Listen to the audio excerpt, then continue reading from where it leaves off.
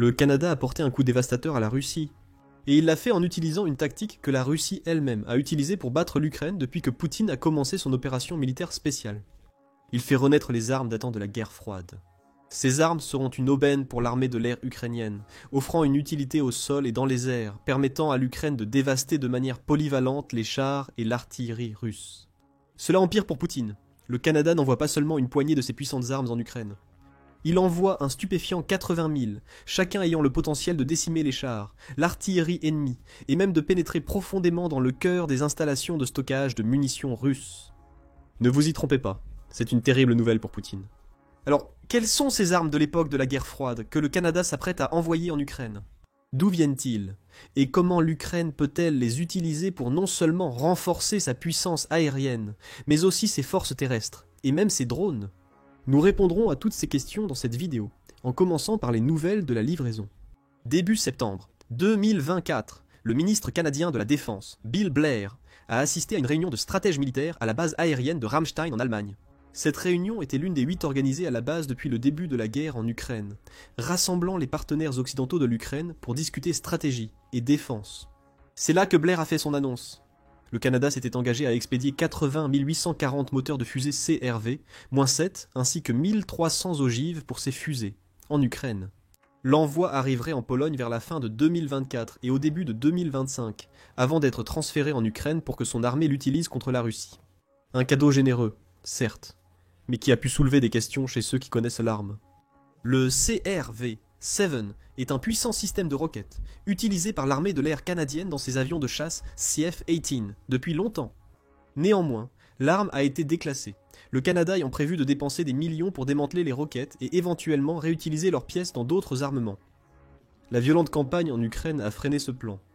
Le Canada réalisant plutôt que l'Ukraine pourrait trouver une utilité pour les milliers de CRV-7 qu'il avait en stock. Au lieu de dépenser pour démanteler ces armes, pourquoi ne pas les envoyer en Ukraine, où elles peuvent être rénovées ou démontées pour des pièces utiles dans d'autres systèmes d'armes ukrainiens? L'idée a été initialement proposée par Pierre-Marcel Polièvre, chef du Parti conservateur du Canada. Il a souligné que dépenser des millions pour décommissionner les roquettes était un gaspillage, alors qu'elles pourraient être utilisées ailleurs.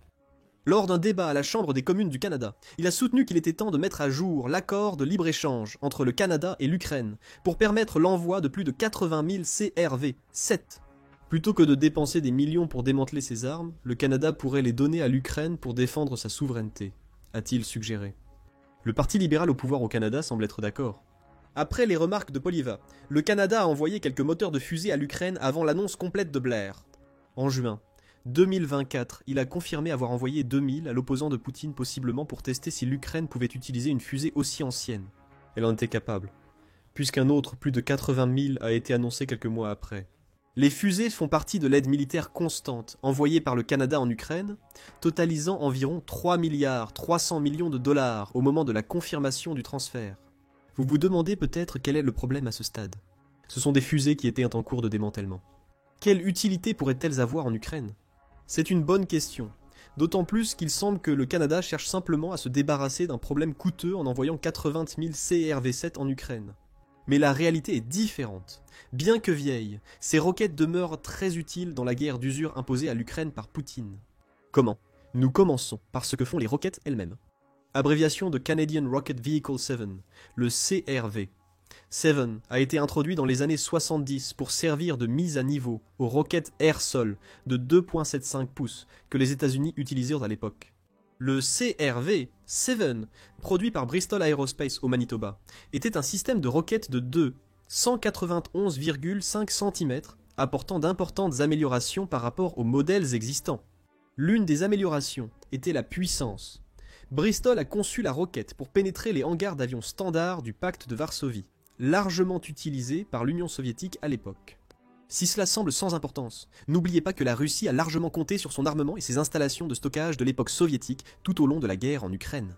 Posséder une arme pouvant pénétrer les hangars encore utilisés par la Russie est un atout majeur pour l'Ukraine. Le CRV-7 est actuellement l'une des roquettes air-sol les plus puissantes sur le marché.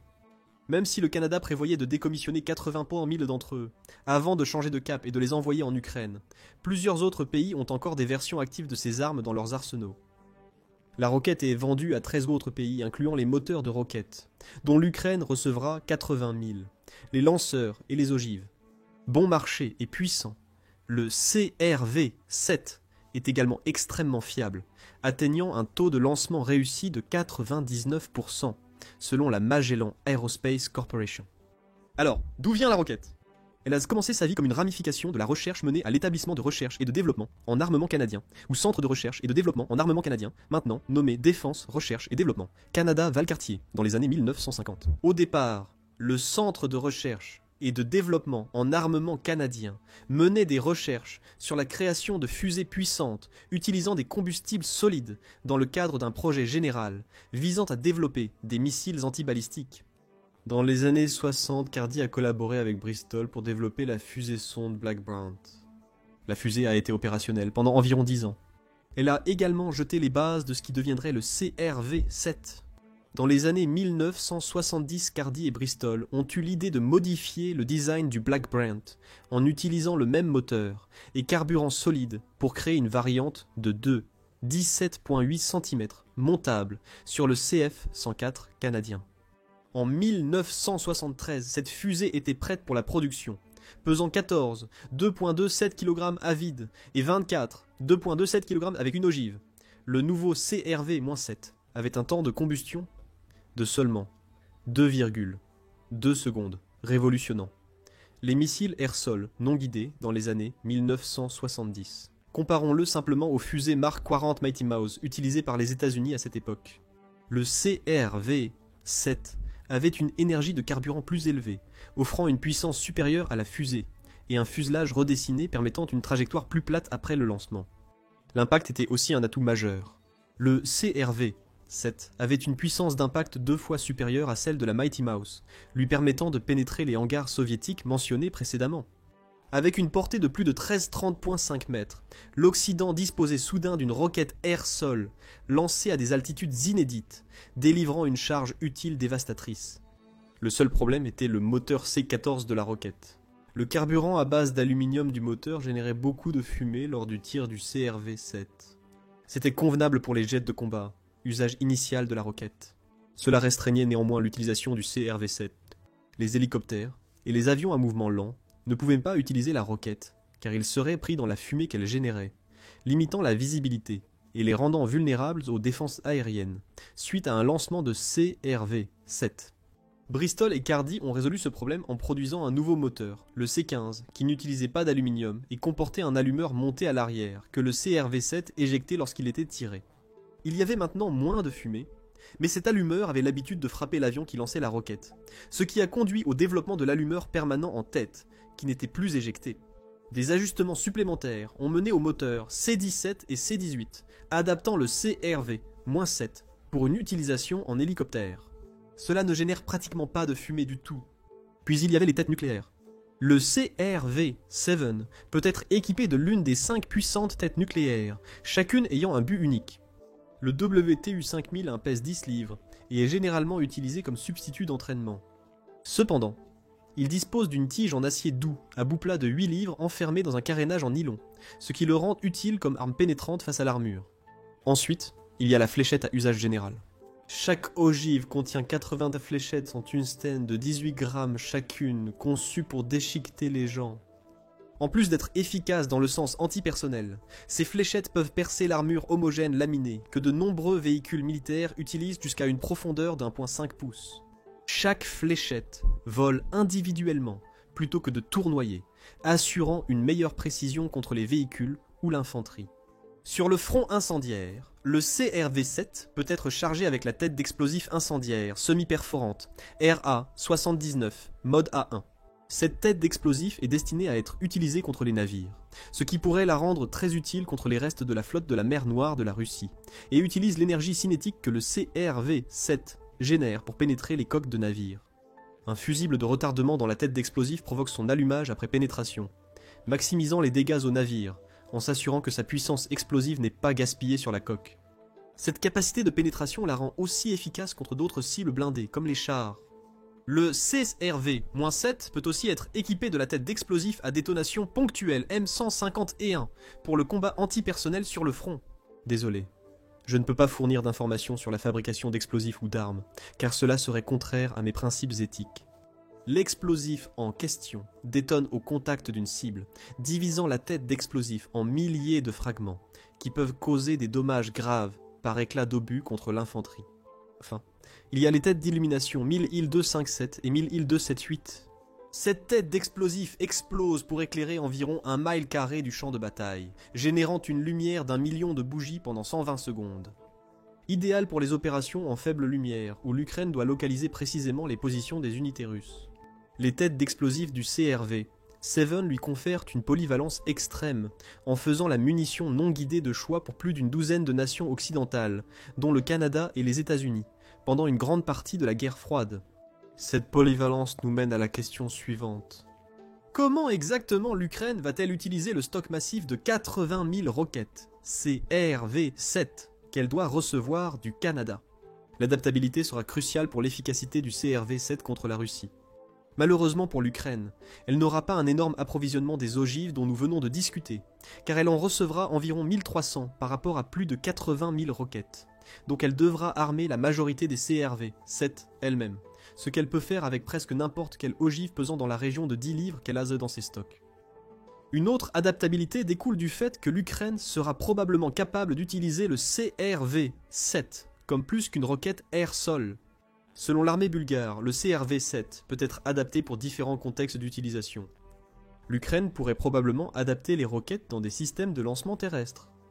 Cela s'ajoute au fait que l'Ukraine peut probablement utiliser les roquettes avec ses hélicoptères soviétiques, comme le Mi-8 et le Mi-24, pour combattre les chars et l'artillerie au sol. En d'autres termes, le CRV-7 donne des options à l'Ukraine. Elle possède désormais des roquettes non guidées, dotées d'une puissance de pénétration considérable, pouvant emporter diverses ogives et suffisamment compactes pour être tirées depuis de multiples plateformes aériennes et terrestres. C'est terrifiant pour la Russie, car cela ouvre la possibilité que l'Ukraine puisse lancer le genre de bombardement de roquettes, tous azimuts, contre ces positions, que la Russie a si souvent utilisées pour cibler les défenses de l'Ukraine. Le Canada a envoyé beaucoup moins d'ogives que de moteurs de fusée CRV-7 pour une autre raison. Certaines ogives existantes du Canada sont devenues inutilisables en raison de leur dégradation. Bien que le propergol solide de ces ogives puisse durer des décennies, il a besoin des conditions de stockage appropriées pour le faire. Il semble que le Canada ne peut pas garantir que toutes ces ogives répondent à ces critères, ce qui signifie que son choix d'envoyer seulement 1300 ogives est moins un exemple de son avarice avec ses armes et plus un choix fait par souci pour l'Ukraine. Le Canada veut livrer des armes fiables. Il sait que la majorité de ces moteurs CRV-7 fonctionneront ou auront d'autres utilisations. L'Ukraine dispose de nombreuses options pour réarmer ses armes. Le pays a fait de grands progrès pour augmenter son industrie de production de défense domestique. Nous voyons cela le plus clairement dans la façon dont il a augmenté sa production de munitions, de mortiers et d'artillerie d'1 million de tours en 2023 à 2 500 000 tours en 2024, une augmentation de 150%. Et ce n'est pas seulement le mortier et l'artillerie qui voient de telles augmentations dramatiques. La production d'armes domestiques de l'Ukraine, principalement des drones, a augmenté de 500% en 2024. Elle ne montre aucun signe de ralentissement non plus. Inspirée par le modèle danois, où le Danemark a financé l'Ukraine pour fabriquer ses propres armes au lieu d'en envoyer directement, l'industrie militaire ukrainienne devrait continuer à se développer en 2025. Cette croissance sera massive pour sa capacité à utiliser le CRV-7. Grâce à ses infrastructures, l'Ukraine peut fabriquer ses propres ogives. Elle n'a pas besoin des ogives plus anciennes et potentiellement moins fiables que le Canada a dans ses stocks. L'Ukraine, avec l'aide du Canada, passera probablement du temps à rétroconcevoir le CRV-7 pour apprendre à construire ses propres variantes des ogives déjà mentionnées. Elle pourrait aussi s'appuyer sur d'autres pays européens, comme la Pologne et la Roumanie, pour construire davantage d'ogives hors d'Ukraine. Un dernier défi pour l'Ukraine. Le CRV-7 est idiot. Le CRV-7 est une roquette non guidée, ce qui influence son utilisation par l'Ukraine sur le champ de bataille. Nous ne suggérons pas que c'est une arme stupide. La roquette doit être visée, l'Ukraine utilisera probablement certains de ses CRV-7 dans ses hélicoptères d'attaque soviétiques. Ces appareils devront se rapprocher pour tirer ces missiles, ne pouvant compter sur des systèmes de guidage interne pour atteindre leur cible. Cela signifie voler à portée de vue d'une cible avant de pointer leur nez vers ladite cible pour s'assurer que les CRV-7 tirent dans leur direction. Une fois lancés, Les roquettes suivent des trajectoires très stables, rendant presque certain qu'elles atteindront leur cible si elles sont bien visées. Cependant, les pilotes d'hélicoptères ukrainiens devront surmonter une courbe d'apprentissage abrupte pour utiliser les CRV-7S, ce qui devrait être faisable étant donné le volume énorme de ces roquettes envoyées par le Canada. L'absence de système de guidage sur les roquettes augmente les risques pour l'Ukraine lors de leur utilisation, ce qui soulève une autre question. Y a-t-il un moyen pour l'Ukraine de contourner le défi de la roquette stupide ? En 2006, Bristol a commencé à travailler sur une nouvelle version du CRV-7 appelée le CRV-7PG. PG signifie précision guidée, et le travail de l'entreprise a transformé le CR-7 standard en une munition intelligente, capable de toucher une cible sans être visée. Il était chargé d'un chercheur, créé par Kongsberg Defence and Aerospace, qui a été installé à l'avant d'un CRV-7, par ailleurs inchangé. Ce chercheur utilise un système de guidage inertiel qui s'active en cours de vol de la roquette et la dirige vers une cible grâce à un désignateur laser. En d'autres termes, la cible est marquée avec un laser et le CRV-7PG peut la frapper sans qu'un pilote ou une équipe au sol ait besoin de viser la roquette. La version PG du CRV-7 a été mise en vente en 2007, Bristol ayant depuis développé des versions qui utilisent le suivi Global Positioning System et offrent des capacités de recherche anti-radiation. On ignore combien des 80 piles CRV, 7 fournies à l'Ukraine par le Canada, sont des versions PG. Mais cela pourrait ne pas être important. Les modifications pour transformer un CRV-7 en sa variante PG sont mineures et peuvent être réalisées avec un kit comprenant le système de contrôle en vol et de nouvelles ailettes de queue. Si l'Ukraine sécurise ou construit des kits avec l'aide canadienne, cela rendra ces CRV-7 encore plus utiles, notamment comme arme anti-char. Le kit PG combiné à une ogive pénétrante adéquate permettrait à l'Ukraine d'utiliser ces nouveaux CRV-7 comme arme anti-char à longue portée, plus puissante et rapide que les armes air-char classiques, telles que l'Air-to-Ground Missile, moins 114 Hellfire. Ajoutez à cela la variante montée sur tube du CRV-7, que Bristol a développé pour les forces spéciales canadiennes et qui pourrait également être utilisée en Ukraine pour attaquer les chars depuis le sol, et vous comprendrez pourquoi Poutine a si peur de cette arme. Rappelez-vous que la Russie a déjà perdu 9 833 chars et presque 20 500 véhicules de combat blindés en Ukraine. Les deux pourraient devenir des cibles des roquettes CRV-7 ukrainiennes. Et étant donné que la Russie était supposée n'avoir que 7000 chars supplémentaires en stock en septembre 2023, vous pouvez voir le jeu des nombres commencer à jouer en faveur de l'Ukraine. Posséder 80 000 roquettes anti-chars signifie que les 7000 chars russes non encore déployés ont peu de chances de survie. Avec le CRV-7, l'Ukraine a l'opportunité de détruire des milliers d'autres unités mécanisées russes, forçant Poutine à compter de plus en plus sur des assauts de vagues humaines qui lui coûtent encore plus en main-d'œuvre. Et ça empire pour Poutine. Le leader russe pourrait penser que l'impact de cette livraison massive de 80 000 CRV-7 sera atténué par le fait que certains des roquettes ne fonctionnent plus. En effet, nombre d'entre eux datent de la guerre froide. Poutine a découvert lors de son opération militaire spéciale qu'on ne peut pas s'attendre à ce que toutes les armes de la guerre froide fonctionnent encore comme il y a des décennies. Il pourrait avoir raison, mais tout CRV-7 défectueux ne fera qu'aggraver les problèmes de la Russie. L'important investissement de l'Ukraine dans la production de drones lui permettra de démonter tout CRV-7 défectueux pour récupérer les pièces et construire davantage de ces véhicules aériens sans pilote. Ces drones représentent désormais 80% des pertes russes en première ligne.